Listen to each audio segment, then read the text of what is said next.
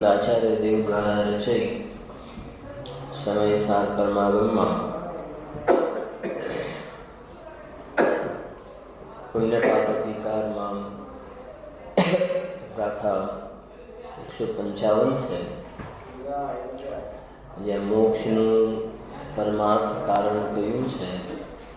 પરમાર્થ મોક્ષ કારણ તો ગાથા છે: જીવાદિનું શ્રદ્ધાન સમધિ જ્ઞાન તે મનોજ્ઞાન છે. આદિવર્જન ચરણ છે ને આજ મુક્તિ પંથ છે. મોક્ષ મહેલની જે પ્રથમ સીડી સમ્યક દર્શન છે, તો જિનાગમના દરેક ગ્રંથમાં સમ્યક દર્શનની વાત તો જોવામાં આવશે, કેમ કે એ તો પહેલું પગથિયું છે. સમજો કે સુમેરુ પર્વતની ચર્ચા છે એ દ્રવ્યાયોગના ગ્રંથમાં નહીં જોવામાં આવે. સુમેરુ પર્વત 1 લાખ યોજનનો છે,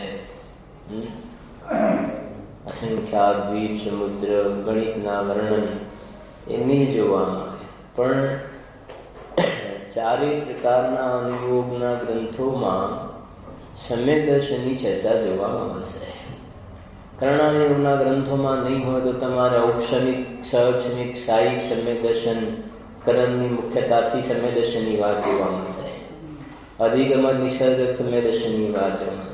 ચરણાનુયોગની અંદર પણ સમ્યક દર્શન, દેવશાસ્ત્ર ગુરુની શ્રદ્ધાને સમ્યક દર્શન, નવતત્વની શ્રદ્ધાને સમ્યક દર્શન એ જોવા મળશે. પ્રથમાનુયોગની અંદર પણ સમ્યક્તની વાત જોવા મળશે. સમ્યક દર્શનના જે 8 અંગ કયા, નિશંકિત, નિકાંક્ષિત, નિર્વિચિકિત્સા વગેરે, એક એક અંગમાં કોણ પ્રસિદ્ધ થયું, તો એ ત્યાં પણ સમ્યક દર્શનની વાત જોવા મળે. દ્રવ્યાનુયોગમાં તો છે. તો સમ્યક દર્શનની સારા જિનાગમમાં ચર્ચા જોવા મળે છે. એટલે સમ્યક દર્શનના સ્વરૂપને સમજવું અત્યંત પ્રયોજનભૂત છે. અને એટલા જ માટે આપણે વિશેષ જે અત્યારે પ્રકરણ આવ્યું છે એને એ પ્રકરણમાં સમ્યક દર્શનને આપણે વિસ્તારથી સમજવાનો એક પ્રયાસ કરી રહ્યા છીએ, કે જેના કારણે જિનાગમમાં અલગ અલગ પ્રકારથી સમ્યક્તની ચર્ચા આવે તો આપણને કોઈ જગ્યાએ કન્ફ્યુઝન ન થાય કે વિમાસણમાં ન કહીએ કે ભાઈ અહીંયા આમ લખ્યું છે ને આવું શા માટે. કેમ કે પરમાત્મ પ્રકાશમાં કાયમ તત્વાસૂત્રમાં જોયું હતું, તો પરમાત્મ પ્રકાશની અંદર પણ આધાર આપ્યો છે જે, તો એમ ના આવે કે ગ્રહસ્થ દશામાં તો વ્યવહાર સમ્યક તો હોય છે. તો એ આપણને એમ થાય કે હમણાં સાંજે જ વાંચતો હતો, એ છે એની અંદર ગ્રહસ્થ દશામાં તો વ્યવહાર સમ્યક તો હોય છે. તો એમ થાય કે એનો મતલબ નિશ્ચય સમ્યક તો હોતું નથી. તો જે આપણે કાલે પાઠ ભણ્યા, ગ્રહસ્થ સમ્યક્તમાં વ્યવહાર સમ્યક તો હોય છે, એ વાત જે છે એ શ્રદ્ધાગુની પર્યાયની તરફથી વાત નથી. ખ્યાલ આવે છે? ગ્રહસ્થ દશામાં જે સમ્યક વ્યવહાર સમ્યક તો હોય છે, અને 7મા ગુણસ્થાનથી ઉપર નિશ્ચય સમ્યક તો હોય છે. તો એ જે વાત જે છે તે ગ્રહસ્થપણામાં વ્યવહાર સમ્યક તો હોય છે, તો એનો અર્થ ત્યાં જે વ્યવહાર સમ્યક તો કહ્યો એ ગ્રહસ્થ દશામાં ચારિત્રનો રાગ હજુ ઊભો છે ને, એટલે શ્રદ્ધા અને ચારિત્રના એકત્વની અપેક્ષા એ જોવામાં આવે. તો જેમ સમ્યક દર્શન વિતરાગ છે, પણ ચારિત્રમાં હજુ એવી વિતરાગતા પ્રગટ થઈ નથી, એટલા માટે ગ્રહસ્થ દશાના સમ્યક દર્શનને વ્યવહાર સમ્યક દર્શન કહેવામાં આવે છે. એથી કરીને કોઈ સમ્યક દર્શન જે ગ્રહસ્થ દશામાં છે એ શ્રદ્ધા ગુણની તરફથી જોવામાં આવે તો ત્યાં કોઈ અયથાર્થ પ્રતીતિ છે એવું નથી. એના શ્રદ્ધામાં વિપરીત અભિનિવેશ નથી ટળ્યો એમ નથી. શ્રદ્ધા તો અપેક્ષાએ તો એ સમ્યક્ત્વ નિશ્ચય છે. એટલે આ જે જ્યાં સ્વાધ્યાય કરતી વખતે આવા પ્રકારના બિંદુઓ આવે તો પછી આપણને એમ થાય કે આ કઈ રીતે લખ્યું છે. ગ્રહસ્થ દશામાં વ્યવહાર સમ્યક નિશ્ચય સમ્યક તો હોતું નથી. તો કોઈને પછી એમ થાય કે હા વાત તો આજે પેલા કહે છે ખોટું નથી, ખોટું નથી લખ્યું છે ને.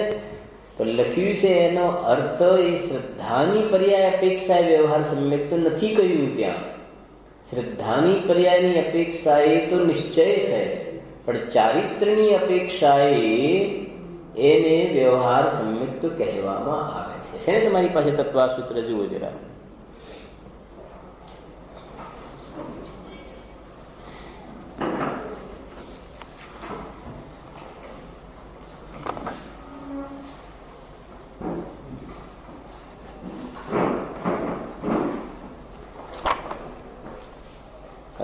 પાનું 122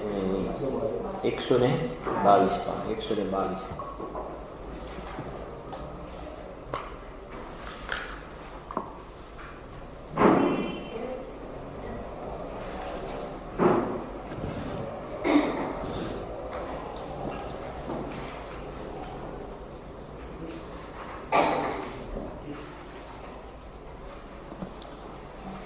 જો કાલે વાંચ્યું તો હતું બધું, પણ આપણે નીચેથી થોડું લઈએ છે. પ્રશ્ન છે ને નીચેથી બીજો પ્રશ્ન ઉપર 10 લાઈન ઉપર સરસ.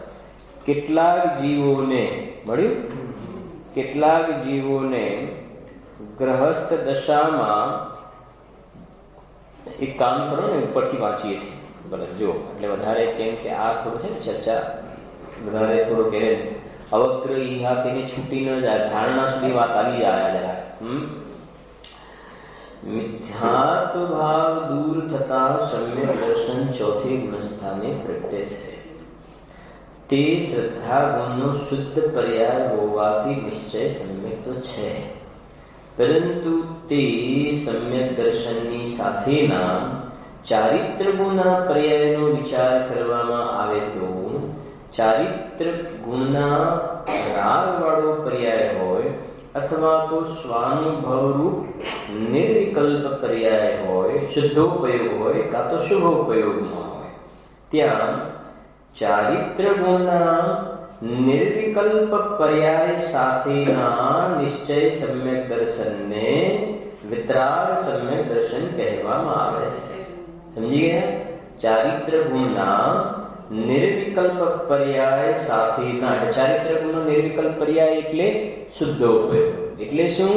શુદ્ધોપયોગ. સાતમાંથી શુદ્ધોપયોગ હોય ને એ ચારિત્ર ગુણનો નિર્વિકલ્પ પર્યાય. બરાબર છે?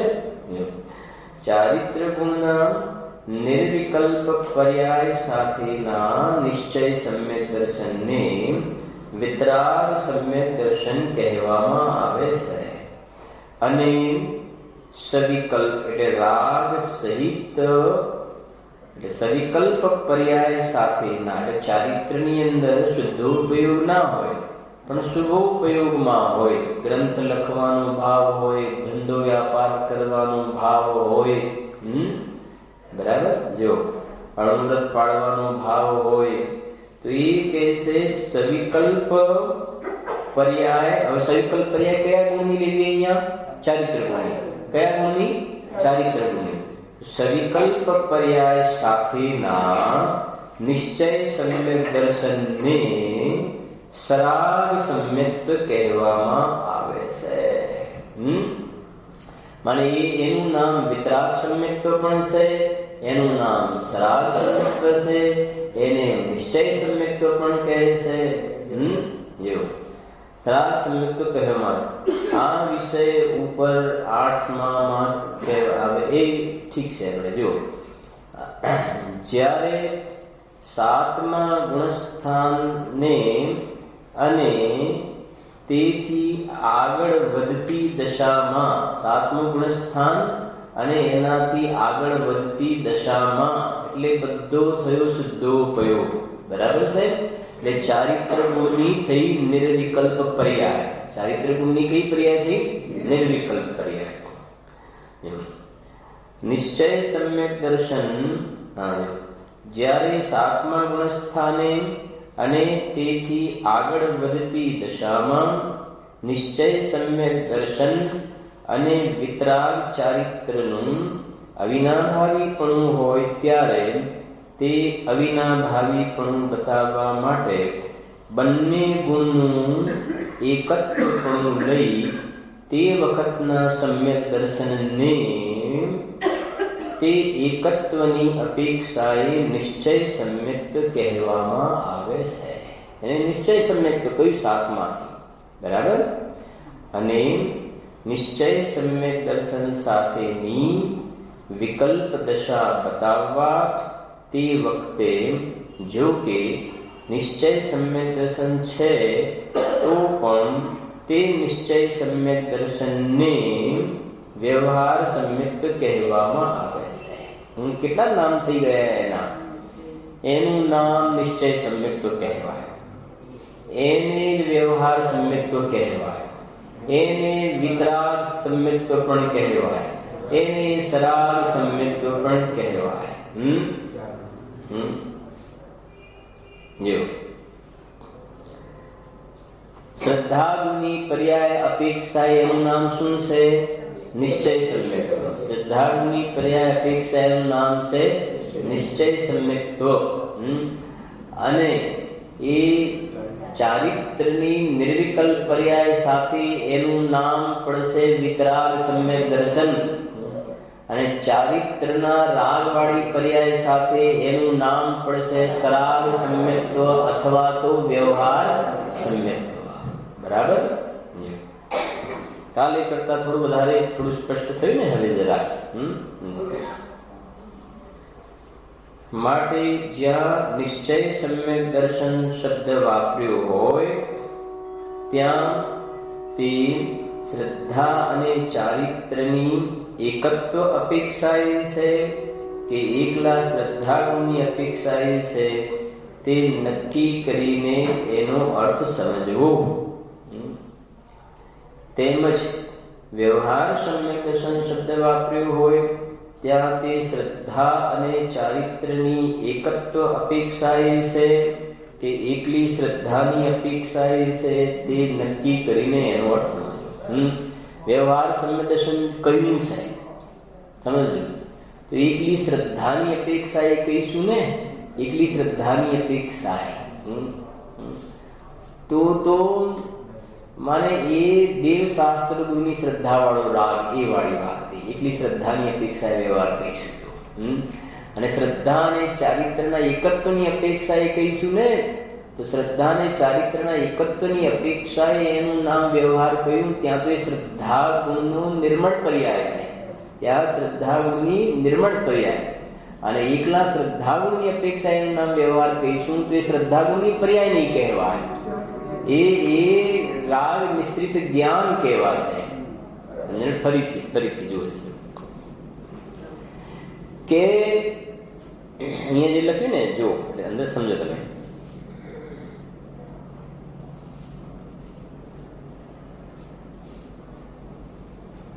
વ્યવહાર સમ્યક દર્શન શબ્દ વાપર્યો હોય ત્યાં તે શ્રદ્ધા અને ચારિત્રની એકત્વની અપેક્ષાએ છે કે એકલી શ્રદ્ધાની અપેક્ષાએ છે તે નક્કી કરીને અર્થ સમજવો. તો વ્યવહાર સમ્યક દર્શન શબ્દ,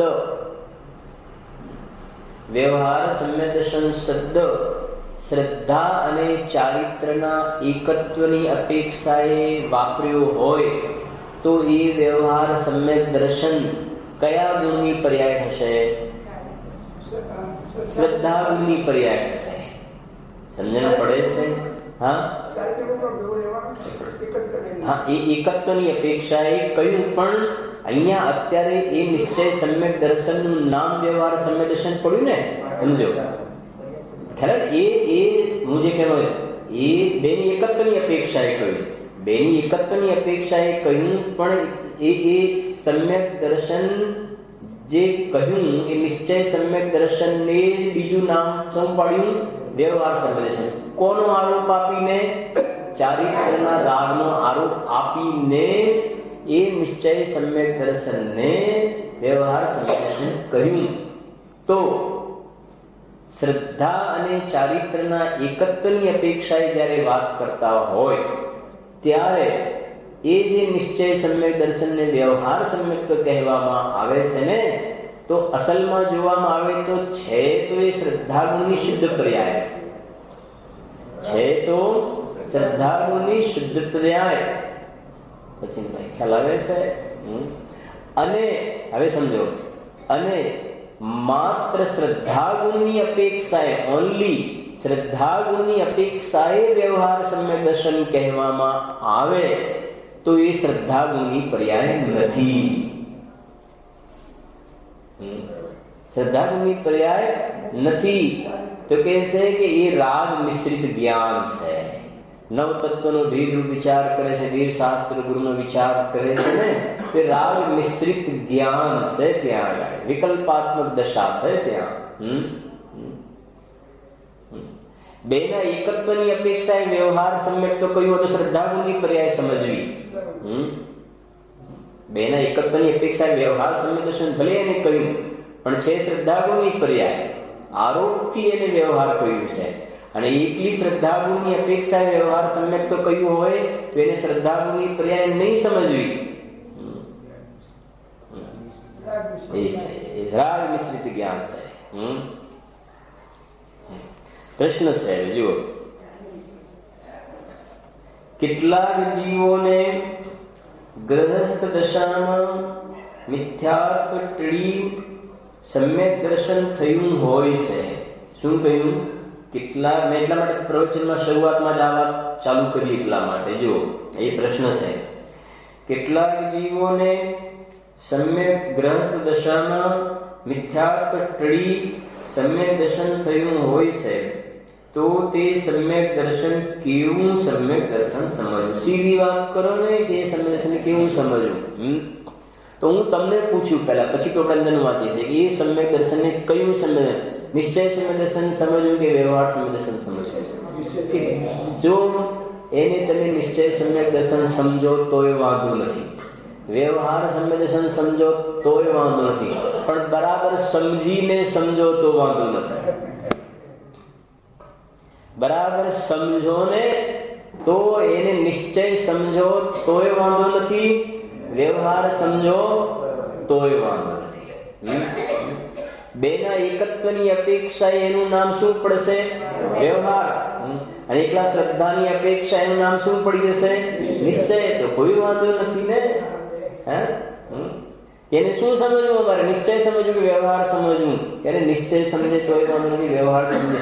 પણ તું વિવક્ષાને બરાબર સમજ્યો હોય તો નિશ્ચય સમજવામાં પણ વાંધો નથી, વ્યવહાર સમજવામાં વાંધો નથી. વિવક્ષાને નથી સમજ્યો તો કહે છે તું નિશ્ચય પણ ઊંધું સમજીશ, વ્યવહાર પણ ઊંધું સમજીશ. વિષય થોડુંક જરાક એવું છે, પણ થોડું ઇન્ટરેસ્ટ લેશો ને તો આ બહુ આનંદ આવે એવી વાત છે. આ કઈ પણ ગાંધીનગરના પેલા સેક્ટર જેવું છે બધું. આ ખબર ના પડે તો ગોતું જ ખાધા કરે, ખબર પડે ને ક્યારે. આ તો ઇઝી છે ને, એકદમ ઇન્ટરેસ્ટેડ છે. મેથ્સના સબ્જેક્ટ જેવો થોડો વિષય છે આ.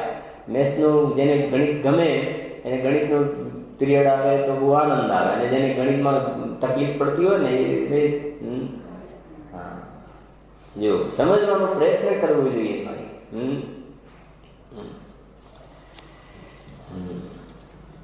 અને ઘરેથી સ્વાધ્યાય કરીને પણ આવવું જોઈએ આવા વિષય હોય ત્યારે. થોડો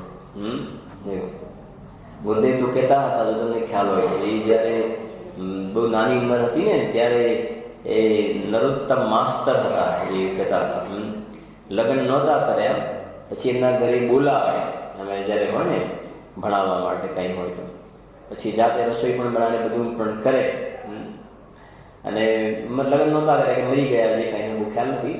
પણ પછી અમને કે કાલે આપણે આ પાઠ ચલાવવાનો છે, તમે વાંચીને આવજો. તમે વાંચીને આવજો અને તમે શું સમજ્યા છો એ સમજજો, અને પછી આપણે ભણીશું અને પછી એની સાથે મેળવણી કરજો કે તમે સમજ્યા હતા એ બરાબર છે કે કઈ અર્થ જુદો છે.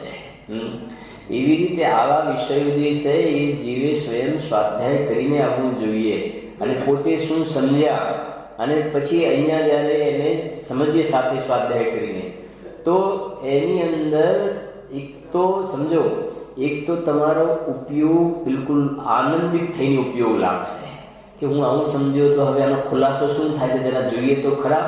અને એની સાથે જો બરાબર આપણે જે સમજ્યા હોય તથ્યને એની સાથે જ્યારે મેળ ખાય તો આપણને જે કહેવાય ને આનંદ કોઈ ઓર વધી જાય છે. અને વિશેષ બીજા જ્ઞેયોને જાણવાની, આ સંબંધના જ્ઞેયને જાણવાની જિજ્ઞાસા ક્રિએટ થાય છે. એવું છે જો. અને આ છે અસલમાં, બાકી તો બધું સમજવા જેવું છે. એ કાલે કહ્યું ને, આ એક ઇલેક્શનમાં કોઈ બહેન ચૂંટાયા, બરોબર, ચૂંટાયા અને બીજા દિવસે શું થયું, ઇલેક્શનમાં શું કહેવાય જીત થઈ ગઈ ને બીજા દિવસે દેશ છૂટી ગયો, બરોબર. હવે કાલે કહ્યું હતું ને, સવારે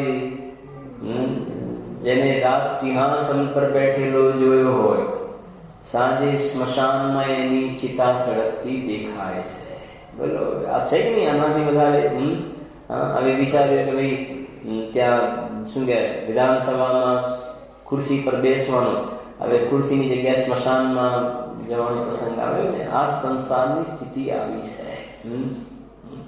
એટલે લખ્યું છે ગોદાદાજી, જહાં ભાન ઉગત ઉછા ગીત ગાન દેખી, સાંજ સમેતાઈ થાન હાય હાય પરી હે.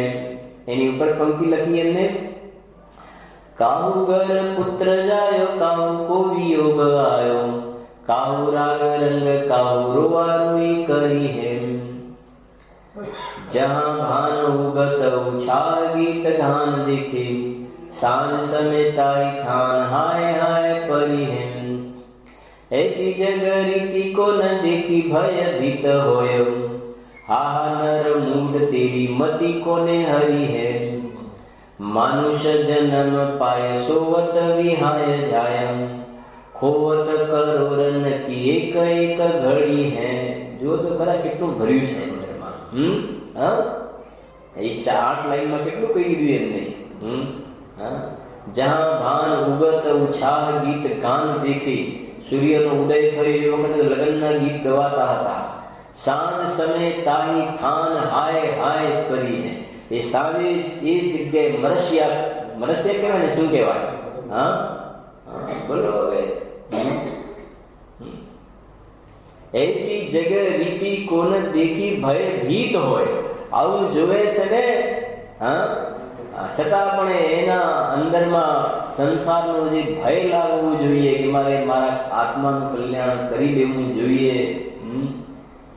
ऐसी जगह रीति कोन देखी भय भीत होय, हा नर मूड, हा हा नर मूड तेरी मति कोने हरी है. તને શું થયું છે આ કે તું બિલકુલ તારો બરાબર કિલ્લો પકડી રાખ્યો છે, ત્યાંથી ટસથી મસ્ત થતો કેમ નથી?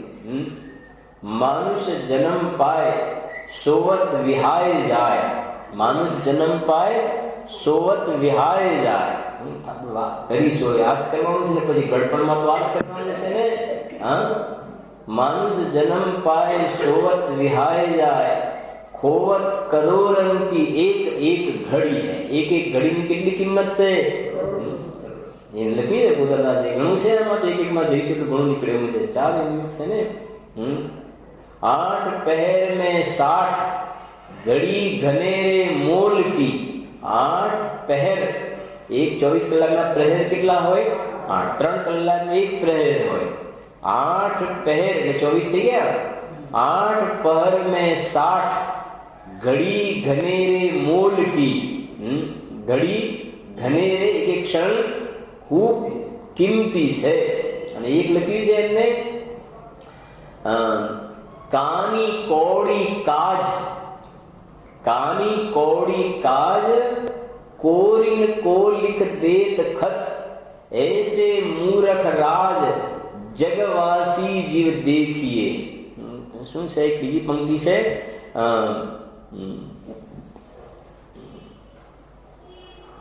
એમાં શું છે, 5 વિષય ભોગ છે ને, 5 વિષય ભોગ, એના માટે લખ્યું એમને કે કાની કોડી કાળ. આ વિષય ભોગ છે એ કેવા છે? કાણી કોડી જેવા છે.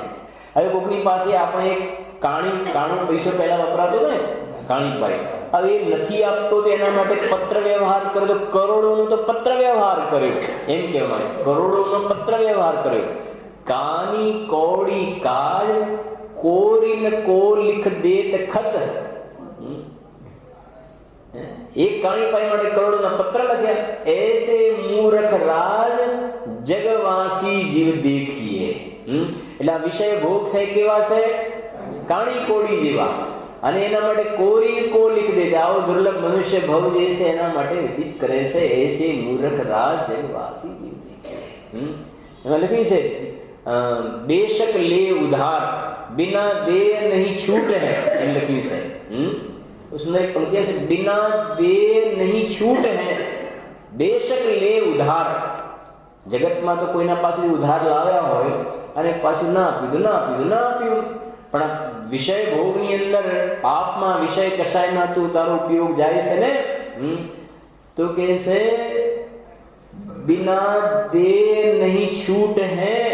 એનું તારે કરજ જે છે ને, જે કર્મ બંધાશે એ તારે ભોગવવા પડશે. બિના દે નહીં છૂટે. બેશક લે ઉધાર. બેશક લે ઉધાર તારે અત્યારે જે મળ્યું છે ને, અરે ભલા માણસ, જે મળ્યું છે ખાઓ પીઓ મોજ મસ્તી કરો ને, બધું ભોગવો શાંતિથી, ભોગવો. એ કહે છે બિના દે નહીં છૂટ હે, બિના દે નહીં છૂટ હે, ભોગવવું પડે.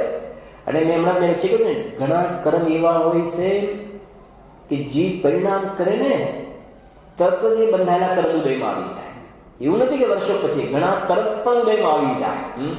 પણ એમ પોતે આ વાત લાગે, અત્યારે જે મોટી ઘટના ચાલે છે ને, દિલ્હીની ઘટના ચાલે છે ને, જે અત્યારે બહુ ખોટી એક ખરાબ જે કૃત્ય થયું ને, તો એ કહે છે કે એ જો એક ખોટું કામ કર્યું ને, એ બાંધેલા સંબંધ છે કે એ પરિણામ થયા ને, અને કર્મ બાંધ્યા, એ કર્મ તરત ઉદયમાં આવે ને, તો થોડો સમય પહેલા તો ભોગના પરિણામ હતા, અને એ તરત જ કે જાતે જ કહે કે નહીં, મેં મારાથી આવો જઘન્ય અપરાધ થયો છે, તમે મને ફાંસી આપી દો તો પણ હું ફાંસી લેવા માટે તૈયાર છું. બરોબર, એ કર્મ ઉદયમાં આવી ગયા ને, તો જિનાગરની અંદર બધી વ્યવસ્થિત વ્યવસ્થા એ જોવામાં આવે છે કે કોઈ અમુક ટાઈમ પછી આવે, કોઈ તરત પણ જીવ કેવા પરિણામ કરે ને, બેશક લે ઉધાર.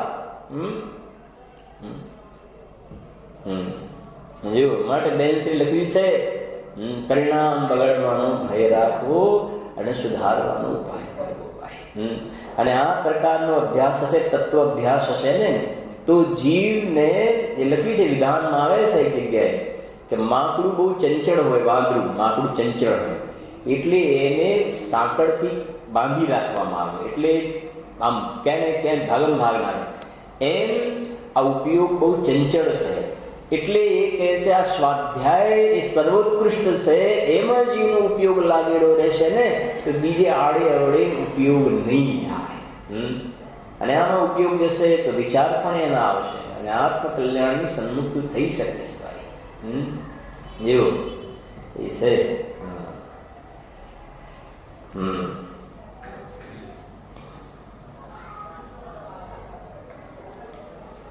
જેવો સાંભળો,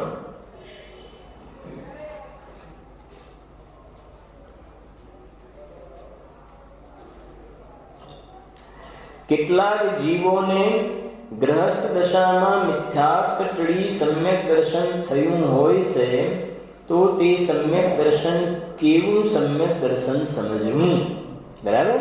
તો જુઓ, એકલા શ્રદ્ધાગુણની અપેક્ષાએ તેને નિશ્ચય સમ્યક દર્શન, અને શ્રદ્ધા તથા ચારિત્ર ગુણના એકત્વની અપેક્ષાએ તેને વ્યવહાર સમ્યક દર્શન સમજવું. તો કે કેવું સમજવું? કે મેં કહ્યું ને, એને નિશ્ચય સમજે તોય વાંધો નથી, એને વ્યવહાર સમ્યક દર્શન સમજે તોય વાંધો નથી, પણ પછી શું કહ્યું? એ બરાબર વિવક્ષા સમજીને સમજે તો વાંધો નથી.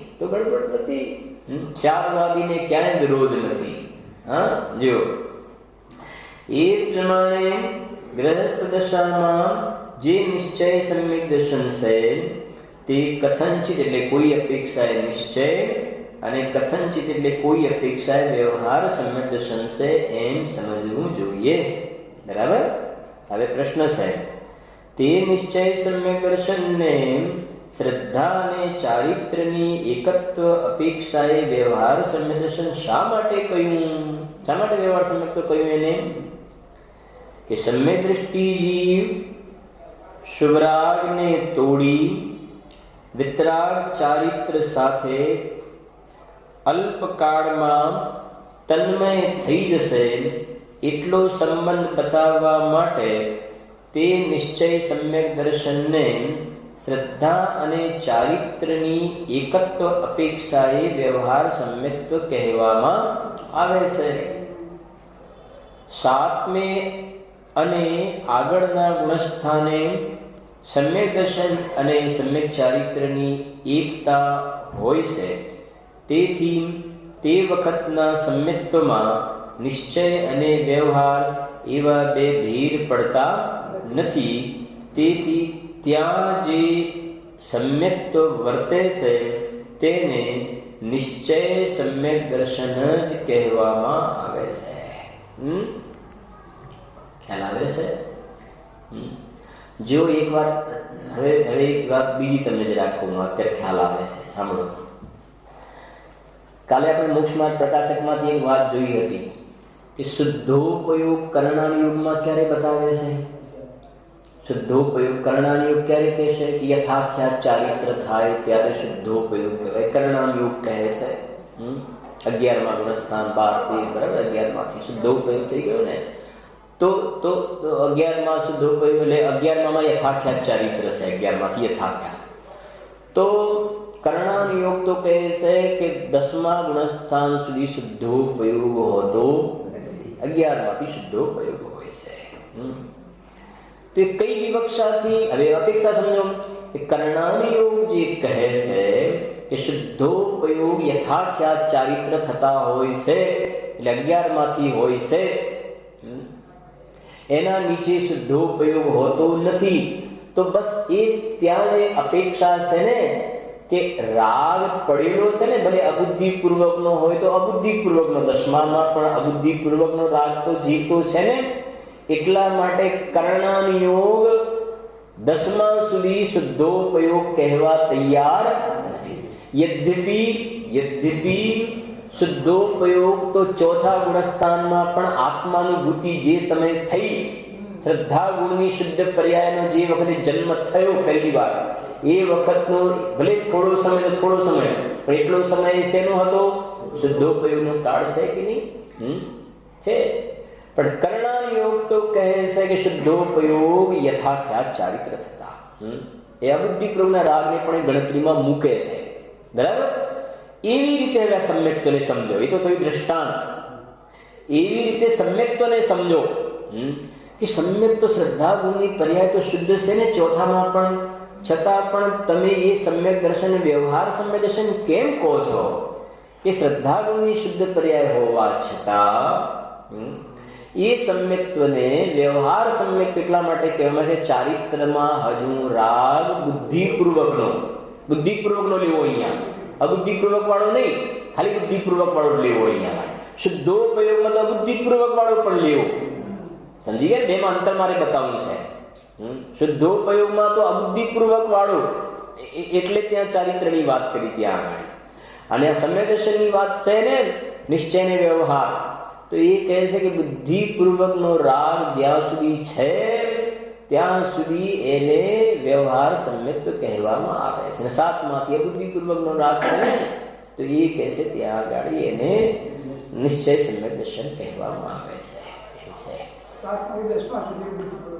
7માંથી 10મા સુધી અબુદ્ધિપૂર્વક, 11માંથી અબુદ્ધિપૂર્વકનો રાગ પણ નીકળી ગયો.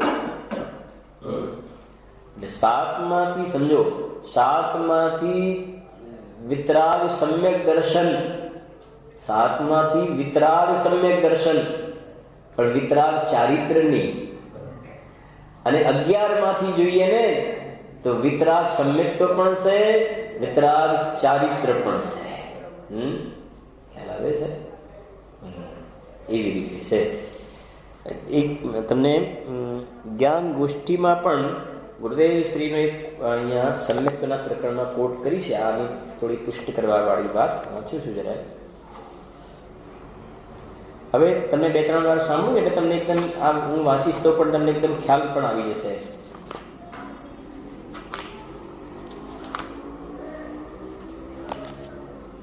જો શુદ્ધાત્માની રુચિ રૂપ સમ્યક દર્શનને નિશ્ચય સમ્યક દર્શન કહ્યું છે. શુદ્ધાત્માની રુચિ રૂપ સમ્યક દર્શનને નિશ્ચય સમ્યક દર્શન કહ્યું છે. તે નિશ્ચય સમ્યક દર્શનને સરાગ સમ્યક અને વિતરાગ સમ્યક એવા બે ભેદરૂપ કેમ કહેવામાં આવે છે? એ જ પ્રશ્ન આવ્યો ને. પ્રશ્ન જે આપણે અત્યારે સમજે એ જ વાત આવી ને. કયા સમ્યક્ત્વને બે રૂપ કહેવામાં આવે છે? નિશ્ચય સમ્યક્ત્વને.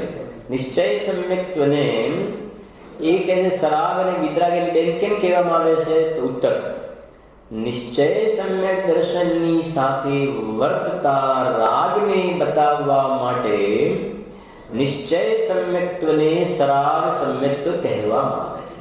આ ખાસ નિશ્ચય સમ્યક્ત્વને સરાગ કહે છે. દેવશાસ્ત્ર ગુરુની શ્રદ્ધાનો રાગ એને સરાગ સમ્યક્ત્વ નથી કહેતા ભાઈ. એટલા માટે હું મહેનત કરું છું આ થોડી. દેવશાસ્ત્ર ગુરુની શ્રદ્ધાનો જે રાગરૂપ પરિણામ કે નવ તત્વનો રાગરૂપ વિચાર એને સરાગ સમ્યક્ત્વ નથી કહેવું. જે નિશ્ચય સમ્યક્ત્વ છે એને નામ શું આપ્યું? સરાગ સમ્યક્ત્વ. જો સાથે વર્તો રાગને બતાવવા માટે. રાગ સમજો, સમ્યક નિશ્ચય સમ્યક્ત્વ ઉપર રાગનો આરોપ કર્યો. ખ્યાલ આવે છે કે નહીં? ફરી સમજો. જે આપણે દેવશાસ્ત્ર ગુરુની શ્રદ્ધાને સમ્યક દર્શન કહીએ છીએ ને, તો ત્યાં તો નિશ્ચય સમ્યક્ત્વનો રાગ ઉપર આરોપ કર્યો છે. ઉલટું જે આપણે રેગ્યુલર સમજીએ છીએ દેવશાસ્ત્ર ગુરુની શ્રદ્ધા એ સમ્યક દર્શન, તો એ તો છે રાગ. તેને સમ્યક દર્શન કેમ કહ્યું? કે સમ્યક દર્શનનો આરોપ આપ્યો રાગ ઉપર. રાગ ઉપર સમ્યક્ત્વનો આરોપ આપ્યો. નિશ્ચય સમ્યક્ત્વનો રાગ ઉપર આરોપ આપ્યો. રાગ ઉપર એટલે એનું નામ શું પડ્યું? વ્યવહાર સમ્યક્ત્વ. વ્યવહાર સમ્યક્ત્વ. હવે વાત થોડી બદલાય છે, ઉલટી. જે નિશ્ચય સમ્યક્ત્વ છે એનું નામ શું આપ્યું? સરાગ સમ્યક્ત્વ. કે નિશ્ચય સમ્યક્ત્વનું નામ સરાગ સમ્યક્ત્વ કેમ પડ્યું? પેલો રાગ છે ને જોડે, એ રાગનો આના ઉપર આરોપ આપ્યો. સમ્યક્ત્વ પર શેનો આરોપ આપ્યો? રાગનો આરોપ આપીને સમ્યક્ત્વનું કથન કર્યું. બેમાં અંતર ખ્યાલ? રાગનો આરોપ નિશ્ચય સમ્યક્ત્વ પર આપ્યો ને, તો એ નિશ્ચય સમ્યક્ત્વનું નામ પડ્યું સરાગ સમ્યક્ત્વ. અને રાગ નીકળી ગયો તો એ રાગનો આરોપ પેલા સમ્યક્ત્વ પર આવતો હતો, એ સરાગ નીકળી ગયો, આરોપ આવતો હતો, તો એ સમ્યક્ત્વનું નામ શું થઈ ગયું? વિતરાગ સમ્યક્ત્વ થઈ ગયું. કેમ કે આરોપ આવતો હતો, નીકળી ગયો. બોલ ભાઈ, સતીશભાઈ સમજણ પડે છે? રાગ ના રહે તો આરોપ કઈ રીતે આવે? તે નિશ્ચય સમ્યક્ત્વ અને સરાગ સમ્યક્ત્વ કેમ કહેતા હતા? કે એ રાગનો આરોપ નિશ્ચય ઉપર આવતો હતો, એટલા માટે એનું નામ સરાગ પડ્યું. રાગ નીકળી ગયો તેનું નામ થઈ ગયું વિતરાગ સમ્યક્ત્વ.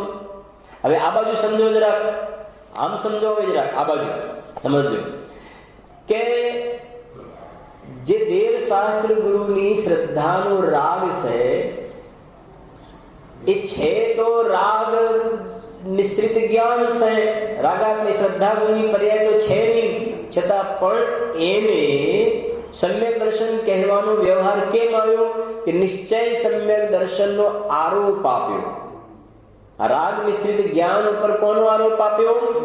નિશ્ચય સમ્યક્ત્વનો. પેલામાં રાગનો આરોપ પેલા ઉપર હતો, અહીંયા સમ્યક્ત્વનો આરોપ રાગ ઉપર આપ્યો. સમ્યક્ત્વનો આરોપ રાગ ઉપર આપ્યો ને, તો આ રાગને શું કહી દીધું? વ્યવહાર સમ્યક્ત્વ કહી. નિશ્ચય સમ્યક દર્શન છે ને, તો સમજો. એટલે આ રાગ ઉપર શું આવ્યો? આરોપ આવ્યો. ખ્યાલ આવ્યો ને? નિશ્ચયનો આરોપ આપીને આને કહ્યું. અને ધીમે ધીમે આ રાગ મટી ગયો, રાગ મટી ગયો ને તો રાગ નીકળી ગયો. તો આ કહે છે જે રાગ ઉપર નિશ્ચયનો આરોપ આપતા હતા તો ભગવાન જીવ થઈ ગયો તો રાગ નીકળી ગયો, તો આરોપ આપવાનો પણ પ્રશ્ન રહ્યો નહીં. એનો મતલબ વ્યવહાર સમ્યક તો નીકળી ગયો. જેના ઉપર નિશ્ચયનો આરોપ આપતા હતા એ જ રહ્યું નહીં, એટલે વ્યવહાર નીકળી ગયું. અને આ બાજુ પહેલા કેસમાં જે જોયું ને, પહેલા કેસમાં કે નિશ્ચય સમ્યક તો ઉપર રાગનો આરોપ આપતા હતા એટલે એને સરાગ કહેતા હતા, પણ રાગ નીકળી ગયો એટલે સરાગ સમ્યક તો નીકળી ગયું, તો વિતરાગ સમ્યક થઈ ગયું. હા હા, સરાગ સમ્યક તો અથવા વ્યવહાર સમ્યક તો એ નીકળી ગયું ત્યાં આગળ. એમ છે. હા જીવ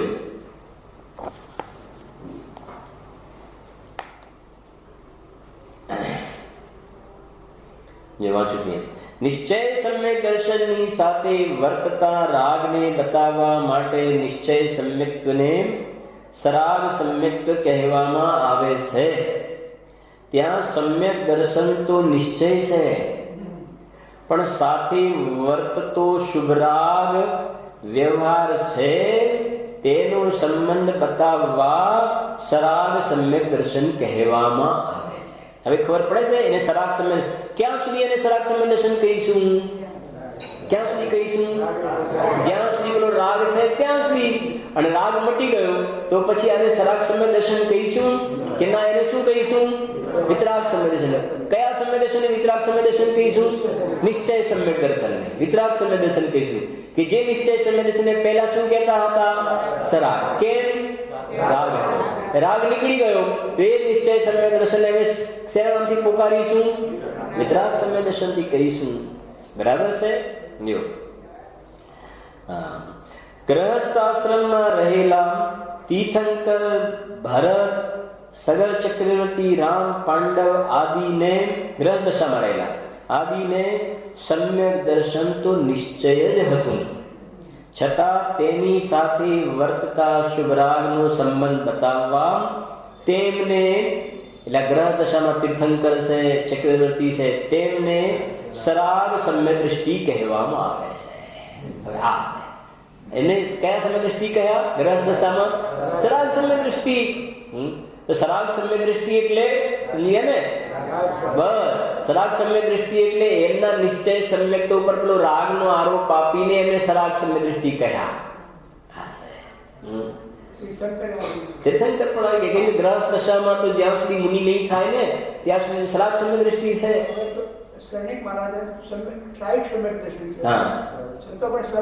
સરાગ સમ્યક દૃષ્ટિ, સરાગ સમ્યક દૃષ્ટિ છે ને. સરાગ સમ્યક દૃષ્ટિ.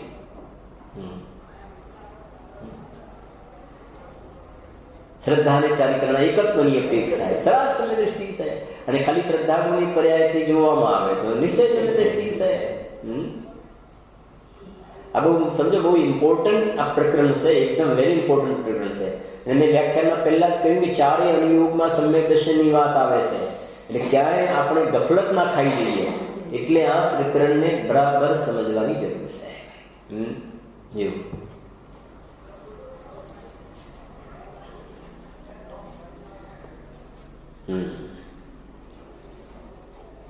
તીર્થંકર ભરત, સગર ચક્રવર્તી, રામ, પાંડવ આદિને સમ્યક દર્શન તો નિશ્ચય હતું. સમ્યક દર્શન તો કયું હતું?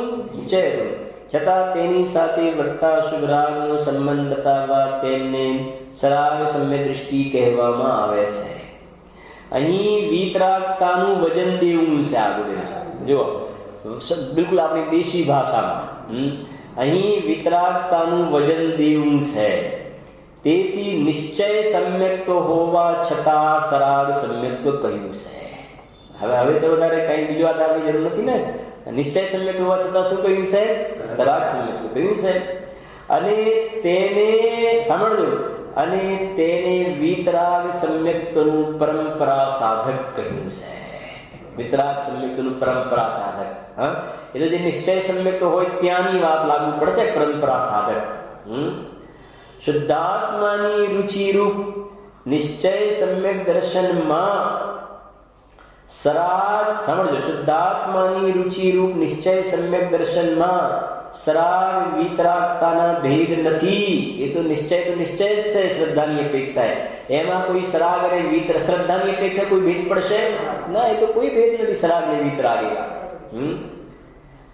છે તો વિતરાગ સમ્યક દર્શન. સમ્યક દર્શન में જે છે એ તો નિર્વિકલ્પ જ છે, વિતરાગ જ છે. પણ જ્યાં સ્થિરતાની મુખ્યતાનું કથન ચાલતું હોય, સ્થિરતા લીનતાની મુખ્યતાનું કથન ચાલતું હોય, ત્યાં સમ્યક્ત્વની સાથે વર્તતા રાગનો સંબંધ ગણીને તેને વ્યવહાર સમ્યક્ત્વ કહ્યું છે. અને રાગ રહિત સંયમ વાળાને વિતરાગ સમ્યક્ત્વ કહ્યું છે. જેવો વિતરાગ સ્વભાવ છે તેવું પર્યાયમાં વિતરાગી પરિણમન થયું છે. તેથી તેને વિતરાગી સમ્યક દર્શન કહેવામાં આવે છે. વાહ! વિતરાગી સમ્યક દર્શન કહ્યું. હવે એ બેના એકત્વની અપેક્ષા મને ખ્યાલ આવે ને કે શ્રદ્ધા અને ચારિત્રની અંદર પણ વિતરાગતા થઈ ગઈ ને, તો એ કહે છે વિતરાગી સમ્યક દર્શન કહેવામાં આવે છે. એ પ્રકારે છે. હવે આવતીકાલે પણ તત્વસૂત્ર સાથે રાખજો. કાલે આપણે જે જોવું છે ને એ મને જે દેવશાસ્ત્ર ગુરુની શ્રદ્ધાને જે વ્યવહાર સમ્યક દર્શન કહેવામાં આવે, નવતત્વની ભેદવાળી શ્રદ્ધાને વ્યવહાર, અને એ વ્યવહાર નિશ્ચયનું કારણ કઈ રીતે કહેવામાં આવે છે, અથવા વ્યવહાર આ ભાસને વ્યવહાર કહેવામાં આવે છે, એ પણ એક સુંદર પ્રકરણ છે. એને પણ આપણે આવતીકાલે સમજીશું. એટલે આ તત્વસૂત્રમાંથી સમજીશું આપણે એને. બરાબર છે? સવારે સવારે નિયમ છે.